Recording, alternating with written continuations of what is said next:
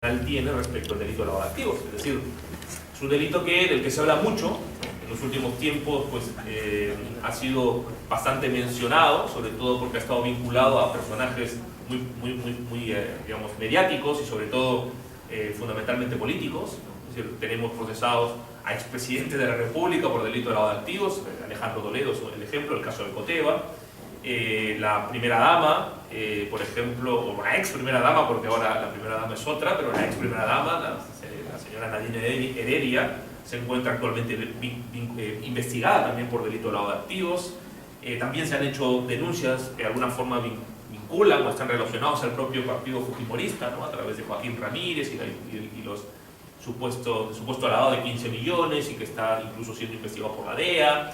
En fin, el delito de lavado de activos es un delito que está en la boca de todos, es un delito que está hoy en los medios de comunicación, del que se habla mucho. El propio sistema penal se ha especializado en el lavado de activos, tenemos procuradurías especializadas en lavado de activos, famosa Julia Príncipe por ello, aunque después fue reemplazada y en la actualidad parece que vuelve nuevamente de la mano de PPK y sobre todo de la ministra de Justicia.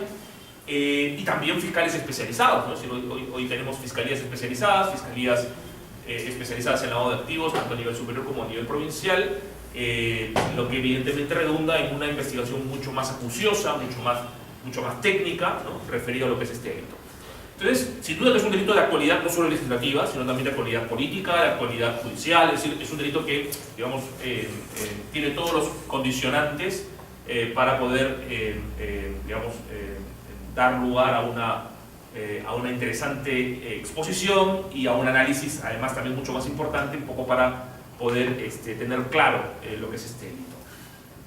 Yo tengo sin embargo la impresión, sobre todo cuando escucho a los periodistas, que uno se da cuenta que los periodistas son quizás los ciudadanos menos informados con respecto a la profesión de periodista, pero a veces en el ánimo de querer, yo me imagino de muy buena fe, dar información fidedigna, pues dicen cosas que realmente no son. Y he escuchado hablar tanto del delito de lavado de activos que creo que existe hoy tanto en los legos como en los especialistas visiones equivocadas de lo que es el delito de lavado de activos. Es decir, creo que se afirma rápidamente que algo es lavado de activos sin realmente tener claro lo que desde el punto de vista de la legislación penal y sobre todo desde el punto de vista mucho más atrás, criminológico y político criminal, es realmente un lavado de activos. Da la impresión, por ejemplo, cuando uno escucha hablar de lavado de activos, como que algunos entienden que el lavado de activos es tener patrimonio sin justificación. Es decir, aquella persona que tiene un patrimonio que no puede justificar, entonces está lavando activos, que me parece en primer lugar bastante discutible. Es decir, están tratando de convertir el delito de lavado de activos en una especie de delito de enriquecimiento ilícito del privado, ¿no? O sea, si hay un delito de enriquecimiento ilícito del público, el funcionario público, donde en mi opinión inconstitucionalmente se revierte la carga de la prueba y se le obliga al funcionario público a tener que probar la procedencia de los bienes para no verse inmerso en una investigación y finalmente en una condena por el enriquecimiento ilícito, lo mismo se está haciendo a nivel interpretativo, ciertamente, porque no fluye en absoluto en la literalidad legal con el delito de lavado de activos, convirtiéndolo en una especie de delito de enriquecimiento ilícito de privado. O sea, que el privado, no funcionario público, que tiene un patrimonio que no puede justificar, entonces está lavando activos y por lo tanto podría ser procesado y eventualmente condenado por ese delito. Adelante. Por otro lado, por ejemplo, también se escucha, ¿no?, el mencionar que el delito de lavado de activos es una especie de delito de contacto con patrimonio de procedencia delictiva. Es decir, aquella persona que recibe por alguna operación comercial, por alguna transacción económica, por algún tipo de operación, recibe dinero que sabe que tiene procedencia delictiva, eso es delito de lavado de activos. Es decir, el delito de lavado de activos se convierte en una especie de delito de receptación patrimonial. Aquel que recibe patrimonio, recibe dinero, que tiene procedencia delictiva y que conoce o puede presumir su procedencia delictiva, se convierte en autor de lavado de activos. Lo que también creo yo que no fluye del tenor expreso de nuestra ley, del decreto legislativo 1106, que es el que regula el delito de lavado de activos. Situación que es distinta en otros países. Si uno se va a la legislación alemana, se va a la legislación española, la legislación chilena, pues efectivamente la manera como ahí está redactado el delito de lavado de activos, siguiendo ciertos parámetros de convenios internacionales, como es fundamentalmente la Convención de Viena del 80 respecto al lavado de activos de tráfico ilícito de drogas, pero luego la Convención de Palermo del 2000, efectivamente, según esos instrumentos internacionales y según esas legislaciones, comportamientos de receptación patrimonial de dinero de procedencia delictiva configura el delito de lavado de activos. Pero claro, eso es lo que pasa cuando uno lee, ¿no?, grandes tratadistas españoles, pero no se da cuenta que la legislación en España no es la misma que la legislación en Perú. Y cuando uno coge la legislación peruana y la revisa acuciosamente y y lee artículo por artículo, se da cuenta y llega a comprobar que no es tan cierto lo que muchos penalistas o muchos incluso miembros del sistema dicen sobre el delito de lavado de activos, amparado en lo que dicen determinados autores que analizan una legislación que es distinta a la nacional. Si uno analiza la legislación nacional se dará cuenta que no es exactamente lo mismo, porque en otros países donde se puede admitir una interpretación o algún tipo penal como delito de receptación patrimonial en el lavado de activos, eso no es aplicable necesariamente en nuestro país. Entonces, yo creo que lo que tenemos que hacer, lo que tenemos que empezar a hacer, antes de seguir hablando de lavado de activos con mucha facilidad, o decir sí, ha lavado o no ha lavado dinero, o antes de estar haciendo referencia a la cantidad de políticos y de personajes públicos que están siendo investigados por lavado de activos, hay que tener claridad sobre lo que es el delito de lavado de activos. Y hay que hacerlo desde el punto de vista del análisis, digamos, jurídico-penal. Y eso supone, en mi opinión, hacer un análisis dentro de los tres aspectos, dentro de las tres materias que de alguna forma definen la cosa penal. Por un lado, la criminología, porque sin duda el fenómeno criminal es visto en primer lugar por la criminología. Segundo, la política criminal, es decir, qué decide el legislador de aquellos fenómenos criminales castigar, sancionar, en el marco evidentemente de un debido proceso, garantista y todo lo demás. Y finalmente, desde el punto de vista dogmático, es decir, qué es lo que dice la legislación, ¿no? Entendido evidentemente como un producto racional del legislador sobre lo que constituye una conducta delictiva y cuáles son las consecuencias jurídicas aplicables a esa conducta delictiva. Entonces yo quiero, a partir de este tridente, ¿no?, llegar que una vez concluida esta conferencia, nosotros tengamos al menos una idea más aproximada, más exacta de lo que para el derecho penal, no para el periodismo, no para la persona de a pie, lo que para el derecho penal, para el sistema penal debe ser considerado un delito de lavado de activos. Empecemos por los aspectos criminológicos, está bien ahí. Empecemos por los aspectos criminológicos. Y para poder entender el delito de lavado de activos, lo primero que hay que hacer es recordar que el delito de lavado de activos surge vinculado criminológicamente al narcotráfico y a la criminalidad organizada. Es decir, el narcotráfico y luego la criminalidad organizada, ¿no?, sobre todo, y además específicamente organizaciones criminales dedicadas al narcotráfico, tienen una característica criminológica muy relevante. ¿Y cuál es? Que además es uno de sus mayores puntos débiles. ¿Cuál es esa característica criminológica? Que estos delitos, los delitos de narcotráfico, los delitos realizados por criminalidad organizada, se caracterizan por generar grandes ganancias. Mucho dinero. Ustedes se dan cuenta, ¿no? Al menos en el argot popular. Entonces, si uno va caminando por ahí, de pronto dice, oye, ¿este señor de dónde ha sacado tremenda casaza? Seguro debe ser narco, ¿no? Es la típica afirmación, debe ser narco, este es narco, ¿no? O sea, aquella persona que rápidamente, sufre, o más que sufre, se beneficia de un incremento patrimonial relevante, pues normalmente se asocia eso al narcotráfico porque no hay ninguna explicación, y el narcotráfico es quizás una de las formas más rápidas de hacer dinero. Y eso es su principal debilidad. ¿Por qué? Porque efectivamente cuando una persona muestra de la noche a la mañana una gran riqueza patrimonial, un gran incremento patrimonial, sin ningún tipo de actividad ilícita conocida, entonces eso activa las alarmas de los organismos de persecución penal sobre la posible realización de delitos, y especialmente narcotráfico o cualquier otro delito que pueda generar grandes ganancias, trata de personas, en fin, todo otro conjunto de delitos también igualmente beneficiosos.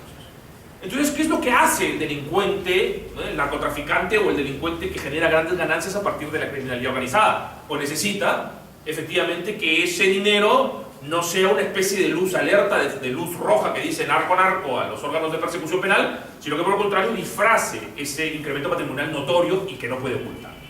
Y entonces, en los años 80, incluso, no sé cuánto, se nota por digamos, la apariencia, que son bastante jóvenes, pero que somos un poquito más viejos. En nuestra época, en los 80, 90, una película muy famosa, Scarface, no sé, Cara Cortada, con Al Pacino, un actor muy conocido, que efectivamente refleja esa época del narcotraficante que tenía tanto dinero que finalmente su principal debilidad fue tener demasiado dinero, porque los órganos de persecución penal inmediatamente dieron con él como una persona que se dedicaba al tráfico ilícito de drogas. Y él inicia también, digamos, en esa película se ve cómo él trata de iniciar procesos de blanqueo, es decir, procesos que intentan legitimar la procedencia supuestamente ilícita de estos activos que vienen evidentemente del narcotráfico. Entonces, en los años 80, los narcotraficantes, fundamentalmente los cárteles colombianos, empiezan a institucionalizar procesos de blanqueamiento de estos dineros de procedencia delictiva. Y el gobierno americano, ¿no? Las estrategias de lucha americanas se dan cuenta de la importancia de atacar también el lavado de activos, es decir, ya no castigar solamente al delincuente por el delito cometido y las ganancias que le ha generado, sino que además castigar el hecho de que él intente darle esa apariencia de legalidad cuando realmente procede de un hecho delictivo. Y todos los que contribuyan con ello, es decir, especialmente banqueros, abogados, contadores, también ser reprimidos penalmente por realizar esa labor de generar una apariencia de legalidad en esos activos que en realidad proceden de hechos delictivos. Eso es el origen criminológico, es así como surge el lavado de activos, es decir, son organizaciones criminales, narcotráfico, que dada la gran cantidad de dinero que genera esos delitos, necesitan darle apariencia de legalidad a esos activos de procedencia delictiva para no generar, digamos, luces de alerta, señales de alerta a los órganos de persecución penal para decirles, oye, fíjense, yo soy narcotraficante y por eso tengo tanto dinero que no puedo justificar. Es más, los estudios criminológicos determinan que el propio término lavado de dinero viene de las mafias chinas que se dedican fundamentalmente a la droga y al tráfico de opio, porque ellos, para poder justificar los ingresos importantes de dinero que tenían por el tráfico del opio, lo que hacían eran crear lavanderías chinas, o sea, lavanderías de ropa, que aparentemente, ¿no? Eran negocios muy rentables, pero en realidad casi nadie lavaba ropa y declaraban grandes ganancias y grandes ingresos procedente de una actividad que en realidad no era la empresarial de lavar ropa, sino más bien la actividad de generar, actividad delictiva que generaba sus activos. Y las lavanderías eran la manera en la que se hacía aparecer como legal, como de procedencia legal, los ingresos que realmente provenían del narcotráfico. Y por eso se utiliza el tema en inglés de money laundering, que significa lavar dinero, ¿no? Y viene vinculado sobre todo al término. Eso es una de las teorías, ¿no?, que explican el origen de este término. Pero importante es tener en cuenta esta idea, la idea de cómo surge criminológicamente el tema del lavado de activos. Más técnicamente, el Grupo de Acción Financiera, que es una organización mundial, ¿no?, creada a partir de la OCDE, que es el Organismo de Cooperación y Desarrollo Económico, al que el Perú ahora, por como sea, quiere entrar porque es el Club de los Ricos, aunque nuestro país creo que todavía no puede darse ese lujo de llamarse un país que forme parte del Club de los Ricos, creo que todavía hay mucha pobreza que hay que eliminar. El hecho es que la OCDE crea el GAFI, que es el Grupo de Acción Financiera, que precisamente se encarga, ¿no?, de ir generando estándares sobre cómo tiene que reprimirse el lavado de activos dentro de todo un conjunto de cosas más. Y el Grupo de Acción Financiera hace un análisis técnico de lo que es el lavado de activos y lo explica a partir de lo que se conoce como, criminológicamente hablando. Ahorita no estamos hablando nada de ley, no pensemos en ley, no pensemos que aquí hay una regulación legal, no pensemos en ley, estamos pensando en términos criminológicos. El GAFI hace un análisis criminológico, el plano criminológico, lo que es el lavado de activos, y hace una explicación, ¿no?, de lavado de activos con base a tres fases, es decir, la explicación por fases o por ciclos, como le llama el Grupo de Acción Financiera a lo que es lavado de activos. Es una explicación mucho más técnica, ¿no? Porque como hemos visto, el fenómeno criminal dice, oye, ¿qué? ¿Y lavado de activos qué es? Es darle apariencia de legitimidad a activos que proceden de un delito. Ese es el concepto básico. El GAFI intenta darle un sentido mucho más técnico. ¿En qué consiste este proceso de dar apariencia de legalidad a activos de procedencia delictiva? Y el GAFI dice, esto se hace fundamentalmente, que no sea siempre así, pero fundamentalmente se hace a partir de tres momentos distintos, tres etapas distintas claramente diferenciadas. En primer lugar, claro, el punto de inicio es dinero que tiene una procedencia delictiva, es decir, por ejemplo, un narcotraficante que ha realizado varios actos de tráfico tiene una gran cantidad de dinero en dólares producto de esas ventas de droga realizadas, no sé, en operaciones nacionales o internacionales. Tiene esa cantidad de dinero y entonces empieza el proceso de lavado. ¿Cuál es la primera fase de ese proceso de lavado?, ¿no? Dice el GAFI. La primera fase es la colocación, es decir, lo que hace el delincuente es desprenderse, ¿no?, desprenderse de sus activos, colocándolos en el sistema económico, en el sistema patrimonial, ¿no? Normalmente puede ser el sistema financiero, por ejemplo, depositándolo en cuentas, adquiriendo productos financieros, por ejemplo, pues, determinados títulos que puedan generar algún tipo de beneficio, adquiriendo bonos, acciones, invirtiendo en una empresa, adquiriendo inmuebles, comprando joyas, en fin, ¿no? Realizando cualquier tipo de colocación en el sistema económico, en el circuito patrimonial de bienes, de dinero, sea bancario o no bancario, pero es ahí donde se coloca. Es el primer paso. Es el primer paso. Esa colocación tiene como objeto luego, con ese dinero, realizar, o a raíz de ese dinero, o los productos financieros, o los productos que se adquieran con ese dinero, realizar toda una labor de todo un conjunto de operaciones diversas, ¿no?, que lo que buscan es ensombrecer el origen delictivo. Eso es lo que se conoce como la etapa de ensombrecimiento.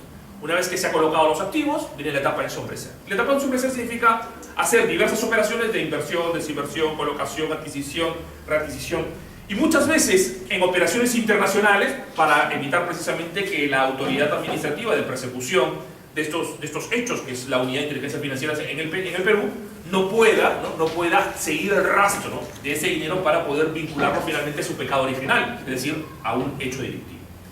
La etapa de ensombrecimiento lo que busca es eso. Por eso el delito de lavado de activos tiene una de las características que lo vamos a ver más adelante, que es la transnacionalidad del delito. Es decir, lo que busca el delincuente que lava dinero, esto mismo que lo que hace un empresario. Un empresario, una transnacional, lo que hace es ver las ventajas comparativas de cada país y decir, ok, ¿dónde me conviene poner una planta porque la mano de obra es más barata y los derechos laborales son muy baratos? Pues en tal país, pues ahí la coloco.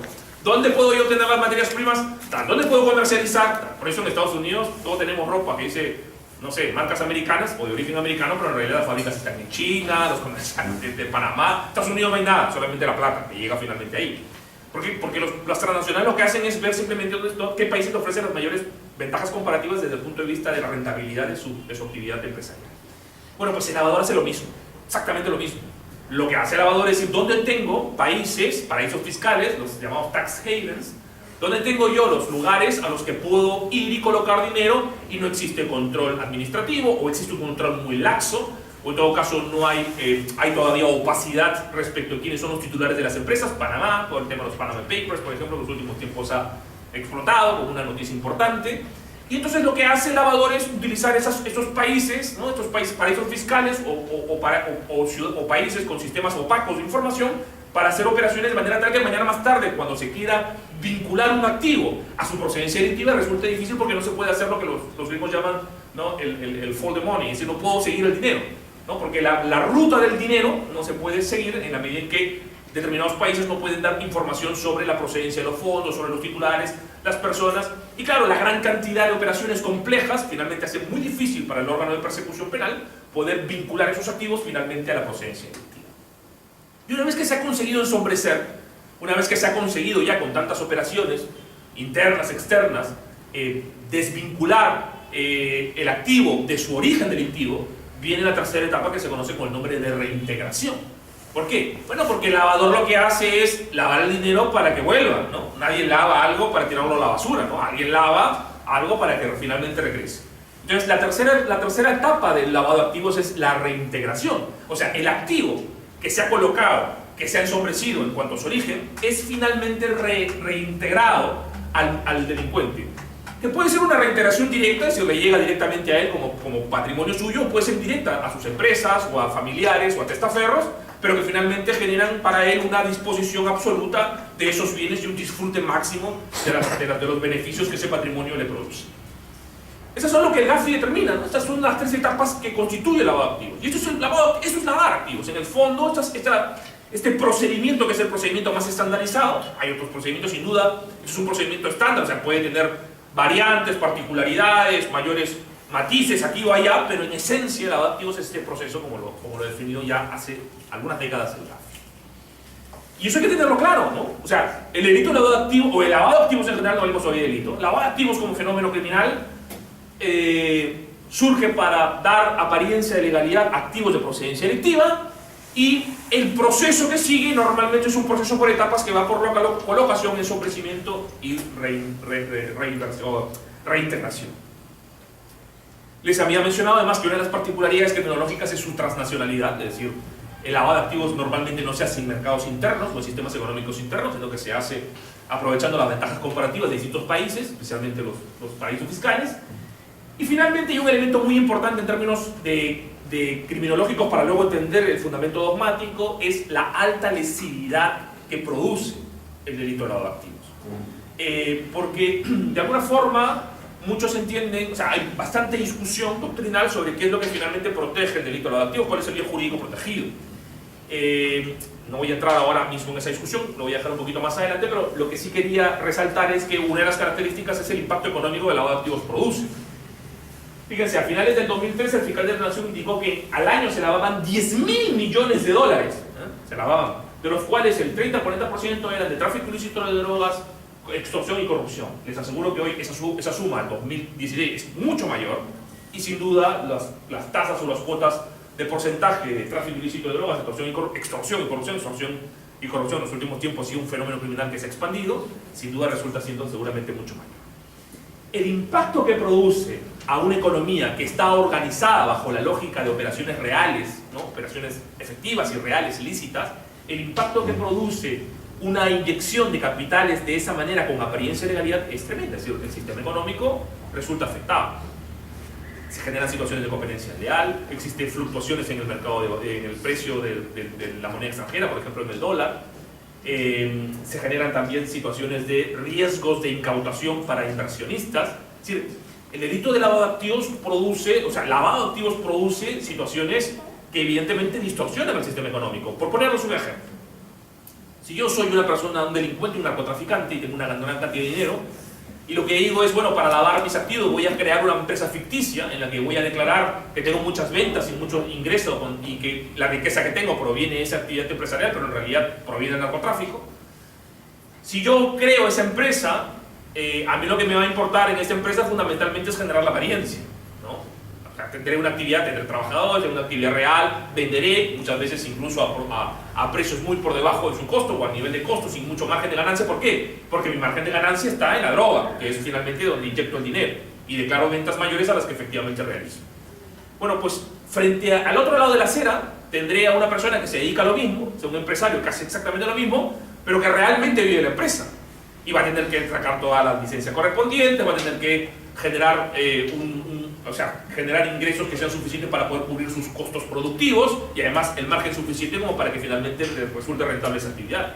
Entonces, entre dos empresas, una subvencionada por un narcotraficante que lo que busca es lavar y otra empresa que lo que busca es generar realmente rentabilidad para pagar a los trabajadores y también para poder generarle a sus socios y a sus propietarios un beneficio, está claro que estamos en situaciones de competencia leal. O sea, en el mercado, quien tiene que trabajar muchísimo más para poder permanecer será esta empresa que no tiene ningún tipo de subvención ilegal, mientras que la otra, que realmente vive de los dineros que proceden del narcotráfico o del delito correspondiente, ¿no? Pues evidentemente se mantendrá en el mercado sin ningún problema.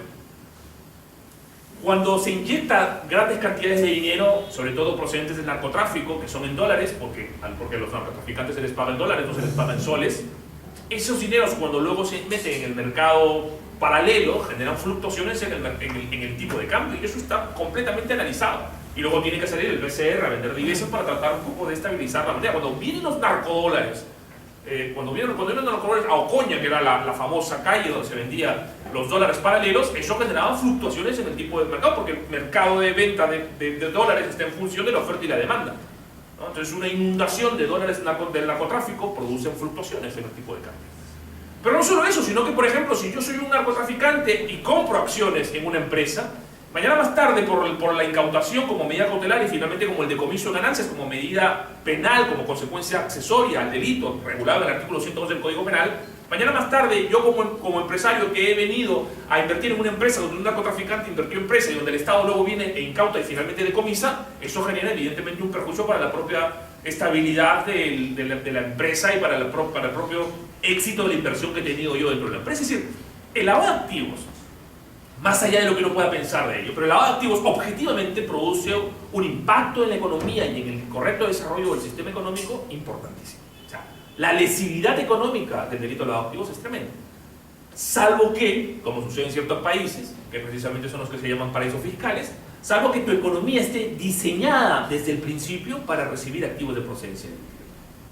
Si tu economía está diseñada desde el principio para recibir activos de procedencia delictiva, entonces pues el lavado de activos será un mecanismo muy, muy importante porque le generará dinamismo a tu economía, ¿no? Es lo que decía Bajo Fernández, un profesor español, que dice que hay que despenalizar el delito de lavado de activos porque eso es bueno, porque eso trae capitales importantes y incluso se pagan impuestos finalmente, ¿no? Entonces, como que eso es beneficioso para el sistema económico. Claro, eso depende de cómo esté diseñado tu sistema económico. Si tu sistema económico está diseñado precisamente para ser muy proclives y muy receptivos de esos sistemas de procedencia delictiva, y eso genera una mayor rentabilidad y pago de impuestos, muy buen, bienvenido sea. Pero si por el contrario tu economía está diseñada para generar crecimiento a partir de actividades reales, efectivas, ciertas, entonces el lavado de activos con su apariencia lo que genera son situaciones de distorsión. Y tu economía va a terminar seriamente afectada. La economía por el lavado de activos resulta seriamente afectada. Entonces, eso es otra característica criminológica que hay que tener muy en cuenta el delito de lavado de activos para poder llegar a comprender finalmente su real dimensión. La siguiente, por favor. A partir de esta realidad criminológica, el Estado evidentemente ha decidido, el Perú, ¿no? Seguro mucho más movido por la presión internacional, pero finalmente, sea cual sea la situación, el Perú ha tomado la decisión de criminalizarlo, es decir, de castigar penalmente el lavado de activos. Y lo ha hecho, evidentemente, a partir de lo que se conoce en los sistemas de persecución, en los sistemas de represión como un sistema bifronte, es decir, de dos frentes. Al lavado de activos se le ataja en el Perú y en casi todos los países a partir de dos frentes de lucha. Por un lado, un frente administrativo, ¿no? Comandado por un organismo especializado en esto, que es la Unidad de Inteligencia Financiera, el UIF, o la UIF, la Unidad de Inteligencia Financiera, con una normativa además administrativa específica que le da facultades sancionatorias, e incluso, ¿no? Con reglamentaciones realizadas por órganos de supervisión económica, por ejemplo la SBS, SMB, MINCETUR, con determinados organismos, ¿no? De control. Esto es una red administrativa de control para evitar las operaciones sospechosas. A lo mejor ustedes han tenido por propia experiencia personal haber ido a un banco y haber hecho una operación importante y de pronto la señorita dice, bueno, ¿y de dónde vienen sus fondos? Dígame cuál es su posición, cuál es su cargo, cuál es su profesión, de dónde proceden los fondos, etcétera, etcétera, y tienen que llenar un formato de procedencia de fondos. Y eso lo envía a la UIF. La UIF recopila toda esta información para que en función de eso determina si hay sospecha de posibles comisiones de delito de lavado de activos. O sea, es todo un control administrativo del delito de lavado de activos. Todavía no es un tema penal. Todavía no es un tema penal. Y del otro frente, ¿no? Además del frente administrativo, es el frente penal, que ya está regulado fundamentalmente por el decreto legislativo 1106, que regula todas las conductas de delito de lavado de activos. Entonces tenemos un sistema, o sea, político-criminalmente hablando, el Perú ha decidido, como la mayoría de los países, hacer frente al fenómeno del lavado de activos, que ya lo hemos visto criminológicamente en qué consiste, a partir de dos frentes. Un frente administrativo, con una regulación central, que es la ley de creación de la UIF, y reglamentaciones sectoriales, dependiendo de los sectores económicos correspondientes, bancos, SBS, empresas que cotizan en bolsa, SMB, casinos y casas de juego o apuesta, MINCETUR, notarios, el organismo, el colegio, la Institución Nacional de los Notarios, en fin, los distintos sectores están supervisados por ciertas entidades que los supervisan por su especialización, pero que también aprovechan esa supervisión para supervisarlos en el tema de lavado. Y además está frente a ello una regulación penal, que es la del decreto legislativo 1106, que tipifica el delito de lavado de activos. Además de la lucha bifronte, es decir, además de una represión administrativa y penal, de un mecanismo de control tanto administrativo como penal, otra de las características que tiene nuestra regulación penal es que la parte penal, o sea, la regulación contra el lavado de activos, es que la parte penal es una parte penal muy represiva, excesivamente represiva. Es decir, si ustedes recordarán cuando han estudiado lo que es una política criminal, lo que es política criminal modernamente, científicamente hablando, ¿no? Por ejemplo, podemos aquí utilizar la concepción de Roxin, que señala que en política criminal la orientación, o sea, la política criminal es el uso del Estado tiene los distintos mecanismos a su disposición para hacer frente a la criminalidad. Ese uso tiene dos finalidades. El uso es de esos mecanismos, dentro de ellos evidentemente las penas, el derecho penal. Ese uso tiene que estar orientado a dos fines. Primero, un fin eficaz, o sea, de eficacia en la represión, un fin de prevención de los delitos, es decir, ser eficaz en la persecución de los delitos, es decir, lo que los alemanes llaman la Zweckrationalität, es decir, la racionalidad hacia el fin. ¿Qué es lo que busco?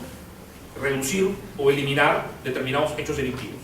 En la política criminal es de qué mejor manera puedo conseguir ese fin. Si yo utilizo el derecho penal y no reduzco criminalidad, estoy fallando político-criminalmente hablando. Está claro. Pero Roxin dice, además de la Zweckrationalität, es decir, de la racionalidad hacia el fin, que es evitar o reducir determinados hechos delictivos, está lo que los alemanes llaman la Wertrationalität, es decir, la racionalidad del valor. ¿Qué quiere decir eso?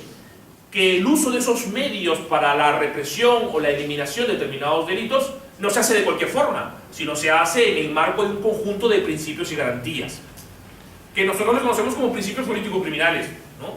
por ejemplo, el principio de legalidad, el principio de protección exclusiva de bienes jurídicos, el principio de ofensividad, el principio de proporcionalidad, el principio de culpabilidad, el principio de resocialización, el principio de humanidad de las penas.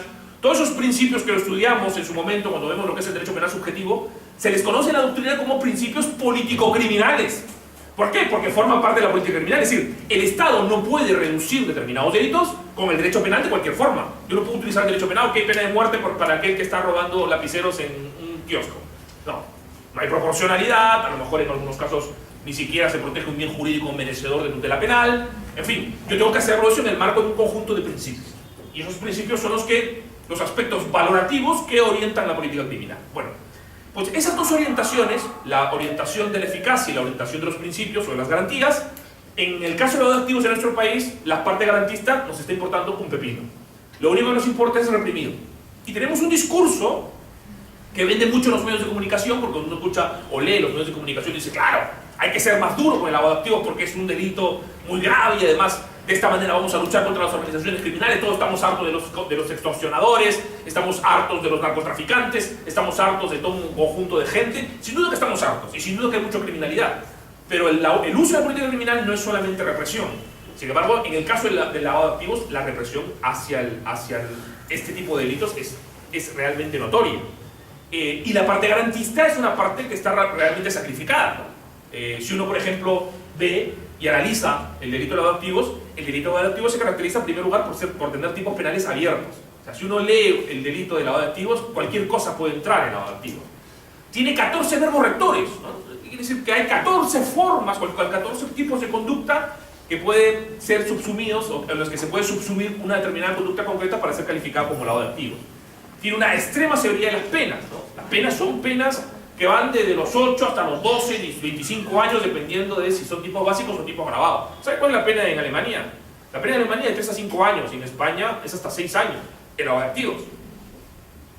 En nuestro país duplicamos o triplicamos la pena que se contempla en esos países. Entonces, claramente tenemos una severidad de las penas, tipos penales absolutamente abiertos. En la parte subjetiva tenemos un dolo, digamos, abierto. Algunos llaman dolo, yo señalo personalmente que se trata de formas de criminalización de culpa, porque se castiga a aquel que no solamente conoce la procedencia delictiva del lavado, del bien que es lavado, sino que además aquel que debía presumirlo, ¿no? Es decir, no sabes, pero por un conjunto de obligaciones deberías haber supuesto que tenía una procedencia delictiva. Eso se castiga también en los tipos básicos del artículo 1, 2 y 3 del decreto legislativo 1106. Tenemos además una apertura del delito previo, es decir, cualquier delito previo puede cometer lavado de activos, es decir, cualquier delito generador de ganancias puede dar lugar a un delito de lavado de activos, lo que no sucede en otros países. Uno lleva a Argentina, Uruguay, ¿no? a propia Alemania, y los tipos penales no son abiertos. No se castiga el delito de lavado de activos por las ganancias que proceden de cualquier delito, sino por determinados delitos que son especialmente graves: narcotráfico, trata de personas, tráfico de armas, proxenetismo, etcétera, etcétera. No por cualquier delito. En el Perú, si yo cometo un delito, no sé, un hurto, ¿no? básico, pues el objeto de hurto o el bien que he obtenido por el hurto, si luego hago una operación que pueda considerarse como lavado, puede luego darle lugar a una responsabilidad penal cuya pena evidentemente supera en 3 o 4 veces la pena por el delito de hurto. E incluso, dada esa apertura, incluso delitos culposos podrían también dar lugar a lavado de activos. Si yo culposamente realizo una actividad delictiva que me genera algún tipo de ganancia, imagínense, contaminación medioambiental culposa, y he generado ganancias porque con mi contaminación medioambiental he realizado una actividad productiva y finalmente vendí unos productos.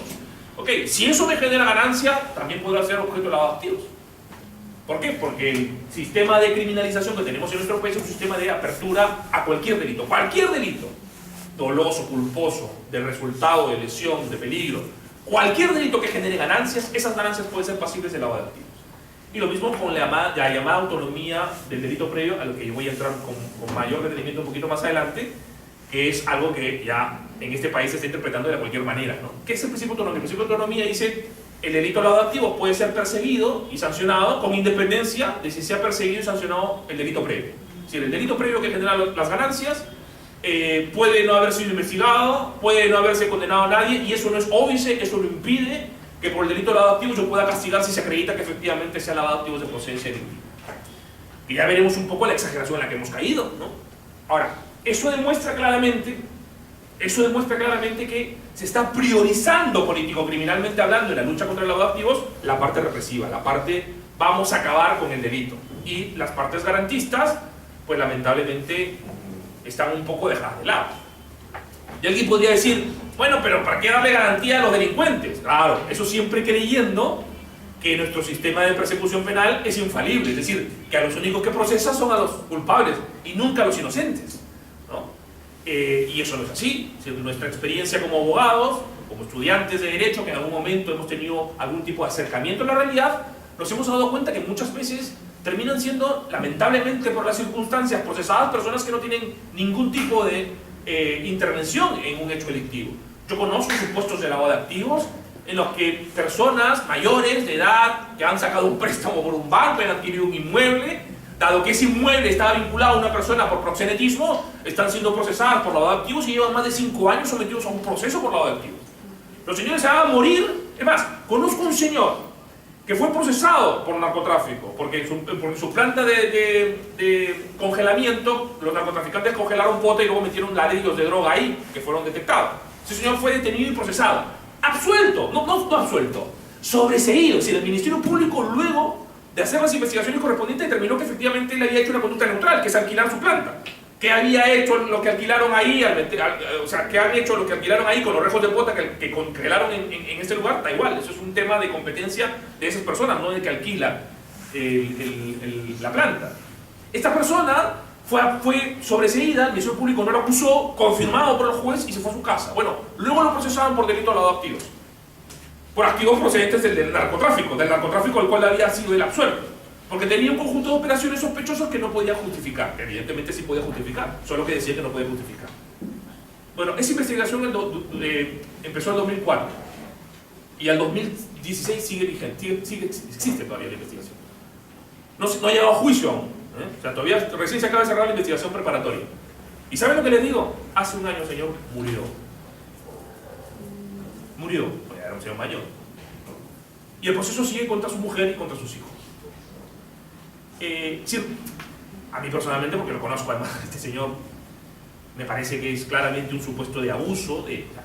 Yo les aseguro que si Beccaria existiera hoy, ¿no?, escribiría su tratado sobre los delitos y las penas sobre el delito de lavado de activos, porque es uno de los tipos penales que generan mayores arbitrariedades. Con el San Benito de decir hay que luchar contra la criminalidad organizada, se está con ello legitimando abusos contra las personas. Y eso es algo que nosotros tenemos que evitar, y es algo que la política criminal tiene que evitar. La política criminal tiene que generar garantías, porque nuestro sistema penal es un sistema penal que ha decidido y ha preferido tener culpables fuera que inocentes dentro. Si a nosotros no nos gusta eso, o sea, si a nosotros no nos gusta, no, hay que meter a todos los delincuentes, y si por último no podemos permitir que existan fisuras por donde ellos puedan salir, bueno, pues invirtamos las reglas y asumamos un sistema, asumiendo evidentemente los costos, en el que lamentablemente por meter a la mayor cantidad de delincuentes meteremos a algunos inocentes, es decir, un costo, un daño colateral. Preferimos ese sistema a un sistema que dice no, yo voy a evitar que inocentes entren, aunque con ello o por ello determinados culpables salgan. Nuestro sistema ha optado por lo segundo, porque prefiere evidentemente un culpable fuera que un inocente dentro. Y eso es lo que además está en nuestra propia Constitución. Si uno lee la Constitución y ve lo que constituye la carga de la prueba, por ejemplo, en el proceso penal, se da cuenta que esa es la opción tomada por el constituyente. Dice, la carga de la prueba la tiene el Ministerio Público, por lo tanto, si un delincuente que cometió un delito no se le puede acreditar que cometió el delito, tendrá que ir fuera. Porque prefiero un culpable fuera que un inocente dentro. Prefiero que el fiscal parta de decir tengo que probar el delito del delincuente, a pesar que todos sabemos que es un delincuente, a que presuma respecto de un inocente que ha cometido el delito y simplemente lo mete en prisión por esa presunción. Entonces, en el lavado de activos, lamentablemente, creo yo, y aunque por ello a lo mejor no tenga una buena percepción de los medios de comunicación y de determinados bandos políticos, yo no soy abogado de narcotraficantes, no soy abogado y no tendría tampoco ningún problema hacerlo, simplemente por opción profesional no me voy por esos lados, no defiendo ese tipo de casos. Pero, digamos, no tengo ningún, o sea, me queda claro, por decirlo así, que debemos conseguir que la persecución penal sea una persecución penal eficaz, ciertamente, pero eficaz dentro de un conjunto de garantías.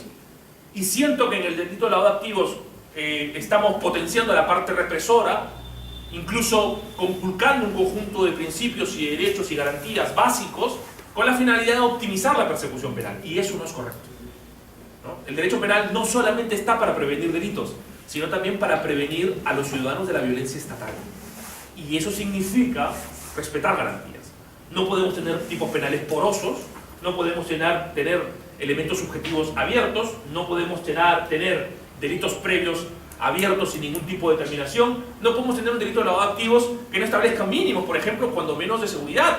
O sea, hoy en el Perú, según la regulación peruana, lavar un sol configura delito de lavado de activos. Claro, nadie lava un sol, está claro. Pero desde el punto de vista del tipo penal no hay ningún límite, como por ejemplo si lo hay en Argentina, respecto a cuál es el monto mínimo para poder considerar que efectivamente hay un tema de lavado, ¿no? Entonces, evidentemente, yo creo que también son como tendencias legislativas. O sea, siempre cuando hay un nuevo fenómeno criminal hay una tendencia expansiva en un primer momento y luego ya como en el mar, ¿no? Como la ola, ¿no? Una tendencia expansiva y luego viene ya una resaca, un regreso, ¿no? Del mar, que creo que va a poner las cosas en su justo medio. Sí, yo creo que ya el lavado de activos se ha extendido, se ha expandido, ¿no? Si tenemos persecuciones, organismos de persecución penal especializados, tenemos tipos penales que le permiten al fiscal y al juez hacer prácticamente lo que le da la gana, someternos a investigaciones, digamos, en mi opinión, incluso en algunos casos bastante arbitrarias. Es el momento de comenzar a dimensionar con garantías eso. Es el momento de que el sistema empiece a decir, oye, aquí también hay que respetar garantías, y aquí también hay que establecer un conjunto de límites que tienen que mantenerse de todas maneras. Porque, y esto lo digo ya de mi propia experiencia, es decir, en algunos momentos cuando se procesa o se investiga a alguien por lavado de activos, y he tenido la oportunidad de conversar con representantes del Ministerio Público, me dicen, doctor, pero no se preocupe, solamente unas diligencias preliminares y ya está, declaramos, pedimos información aquí o acullá, y ya está, no hay ningún problema, y esto se archiva porque evidentemente parece que no hay ningún hecho delictivo aquí. Pero claro, eso a lo mejor a un abogado le puede convencer, además con eso justificaría sus honorarios, pero para el cliente, para la persona, para el ciudadano de a pie que se ve investigado, que le levantan la información, que además tiene que justificar de dónde vienen esos fondos, cuando en realidad a lo mejor no tienen ni siquiera el respaldo documentario de esos fondos, que no significa que esos fondos sean de origen delictivo, resulta todo digamos, resulta todo un proceso difícil, ¿no? Difícil de llevar, ¿no? E incluso en algunos casos con ciertos impactos importantes. Es decir, conozco a personas que han sido sometidas a investigación por lavado de activos y hoy el sistema financiero les tiene cerrado. O sea, son personas muertas financieramente hablando. ¿Por qué?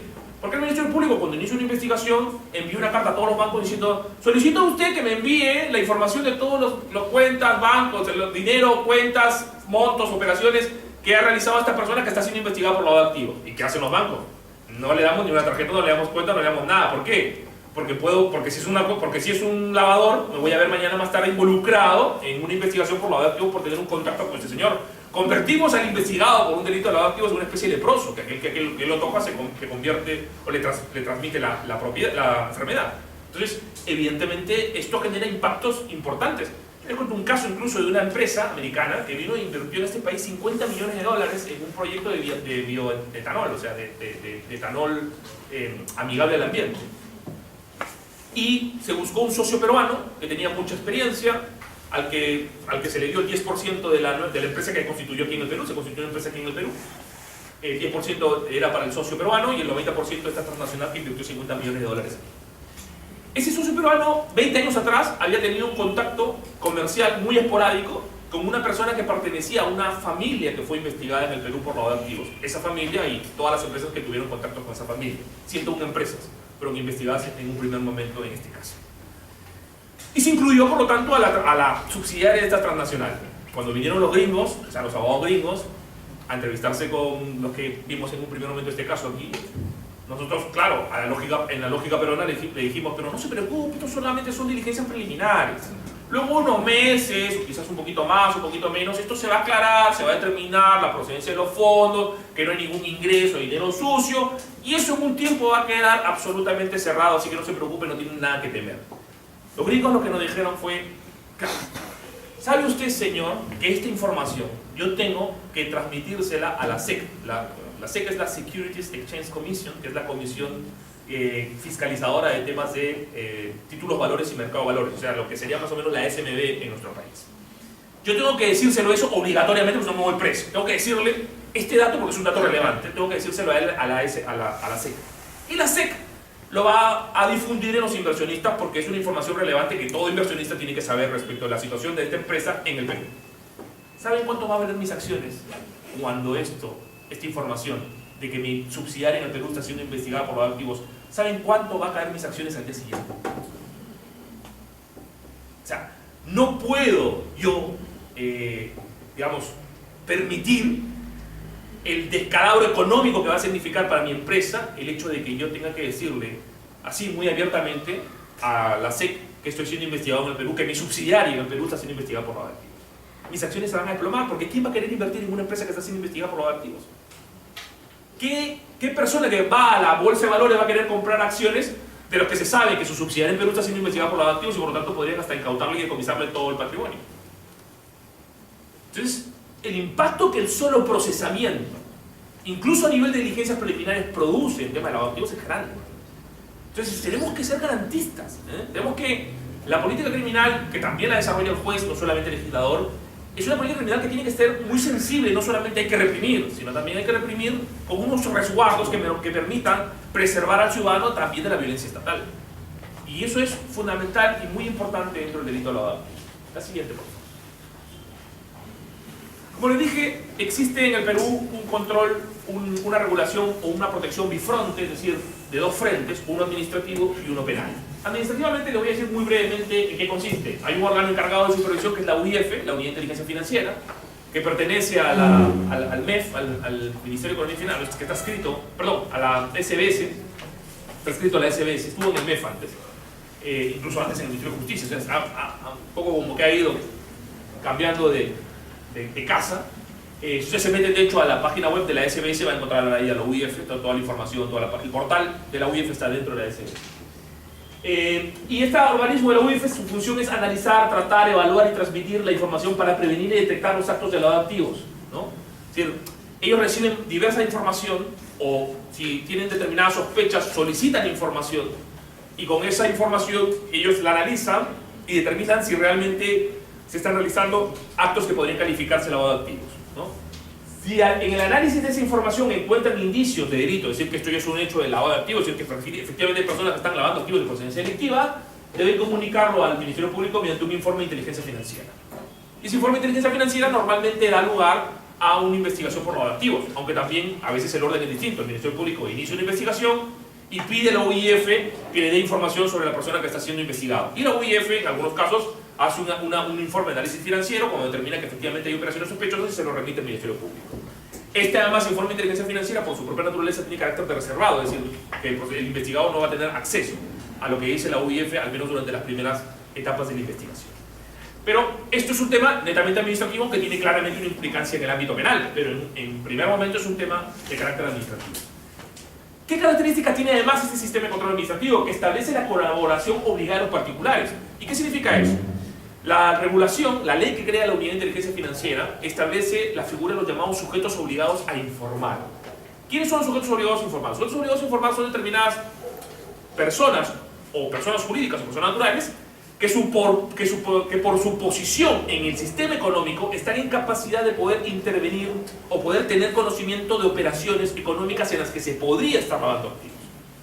Y entonces lo que hace esta ley, el artículo 3 específicamente de la ley de creación de unidad de inteligencia financiera, el 3 es el que regula las funciones de la UIF y el 8 es el que establece toda una lista de aquellos sujetos que están obligados a contribuir a la detección de operaciones que pudiesen tener un carácter de, pudiesen, digamos, albergar una actividad de lavado de activos. Esta regulación sobre los particulares establece 3 niveles de cooperación. Hay un primer nivel de cooperación que son aquellos sujetos obligados a informar que están obligados a implementar internamente sistemas de detección, ¿no? Lo que se conoce como, los americanos le llaman como el AML compliance, o sea, anti-money laundering compliance, que son sistemas de prevención y detección de lavado de activos que ellos tienen que implementar, ¿no? para poder detectar en sus distintas operaciones si existen operaciones que puedan considerarse como sospechosas o inusuales para reportarlas a la UIF. El ejemplo más claro, los bancos. Las empresas del sistema financiero bancario están obligados a implementar sistemas de prevención y detección. Estos sistemas de prevención tienen que ser informados a sus trabajadores, capacitados, ¿no? Los trabajadores en cómo detectar operaciones que resulten sospechosas, conociendo al cliente, sus características, identificándoles, y cualquier tipo de sospecha tienen que reportarlo inmediatamente a la unidad de inteligencia financiera. Incluso hay una persona que dentro de los bancos se ocupa específicamente de que esto funcione, que es el llamado oficial de cumplimiento, Compliance Officer, ¿no? Esa es la traducción del término en inglés. Y el oficial de cumplimiento es el que se encarga de comunicarle a la UIF estas operaciones sospechosas. De hecho, el oficial de cumplimiento creo yo que es una de las profesiones más, o de las salidas que podríamos los estudiantes o los profesionales del derecho tener, ¿no? Hoy ser oficial de cumplimiento es una profesión de riesgo, ¿no? Porque uno asume mucha responsabilidad. Si no reporta, si omite reporta mal, puede llegar a tener responsabilidad penal. Pero es una persona que tiene nivel gerencial dentro de una empresa y que su función es fundamentalmente hacer que el sistema de cumplimiento normativo, específicamente en lavado de activos, el sistema de prevención y detección de lavado de activos, funcione. Y dentro de ese funcionamiento se reporten las operaciones sospechosas o inusuales que se detecten dentro de la actividad de la empresa. El segundo nivel de particulares es aquel que están obligados a reportar operaciones que superen determinado umbral. Por ejemplo, los $10.000 en el caso del sistema financiero, 10.000 en una operación o 50.000 en operaciones acumuladas de un mes, 2.500 por ejemplo en el caso de empresas que se encargan de transferencia de fondos, ¿no? Como por ejemplo DHL, Western Union, o sea, empresas que realicen transacciones o movimientos económicos que tienen un umbral a partir del cual ellos tienen que comunicar esto a la UIF. Y luego están los llamados sujetos que están obligados a dar la información cuando la UIF lo requiera, ¿no? Fundamentalmente instituciones públicas, de registros públicos, SUNAT, de vida, en fin, distintos organismos públicos que tienen todo un conjunto de información. Por ejemplo, en registros públicos, toda la información sobre el patrimonio que puede tener una persona, la SUNAT sobre las declaraciones juradas, siempre y cuando no estén protegidas por el sistema, por el secreto tributario. En fin, todas estas instituciones tienen que dar la información que la unidad de inteligencia financiera requiere. Y con esa información, como les dije, la unidad de inteligencia financiera lo analiza, ¿no? Y sanciona a los que incumplen. Por ejemplo, tú debiste aquí registrar esto y no lo registraste, te sanciona administrativamente. Tú debiste de aquí esto, por ejemplo, implementar una capacitación o hacer esto para que tu sistema funcione, te sanciona administrativamente, ¿no? Ahora, cuando la UIF determina que aquí hay realmente actos de lavado de activos y una responsabilidad penal, hace su informe de inteligencia financiera y se lo remite al Ministerio Público para que el Ministerio Público sancione en el marco de un proceso penal por lavado de activos, ¿no?